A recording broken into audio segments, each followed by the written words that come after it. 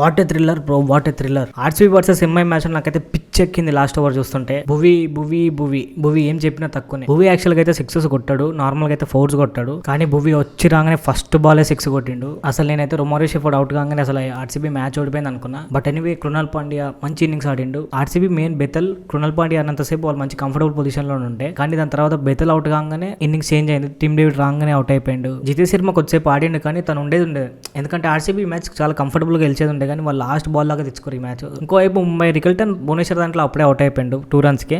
తర్వాత రోహిత్ శర్మ 22 runs కొట్టిండు 10 balls లో. దాని తర్వాత నమందీర్, తిలక్ వర్మ ఇద్దరు మంచి పార్ట్నర్షిప్ చేశారు. సూర్యకుమార్ అయితే డక్అవుట్ అయిపోయింది నిన్న. తిలక్ వర్మ కొద్దిసేపు బాగా ఆడిండు, కానీ ఎంతైనా నిన్న ఆర్సీబీ డే భువనేశ్వర్ మంచి పీక్ బౌలింగ్ లో ఉండు, అతను కూడా క్లీన్ బౌల్డ్ అయిపోయింది. సెకండ్ ఇన్నింగ్స్ ఆర్సీబీ చూసుకుంటే ఫస్ట్ బాలే విరాట్ కోహ్లీ డక్అవుట్, కానీ బెతల్ కొద్దిసేపు ఆడిండు, పటికల్ తోటి పార్ట్నర్షిప్ మెయింటైన్ చేసిండు. పటిదార్ కూడా కొద్దిసేపు ఆడిండు, 8 runs కొట్టిండు. కానీ పటిదార్ ఎందుకు ప్రతి మ్యాచ్ లో అలానే అవుట్ అవుతుంది అనిపిస్తుంది. బుమ్రా వేసిన లాస్ట్ ఓవర్ అయితే టాప్ క్లాస్ అసలు. ఎనీవే ఆర్సీబీ గెలిచింది, వాళ్ళు టాప్ 1 పొజిషన్కి వెళ్ళిపోయారు. దీనిపైన మీ ఒపీనియన్ అంటే కింద కామెంట్ చేయండి.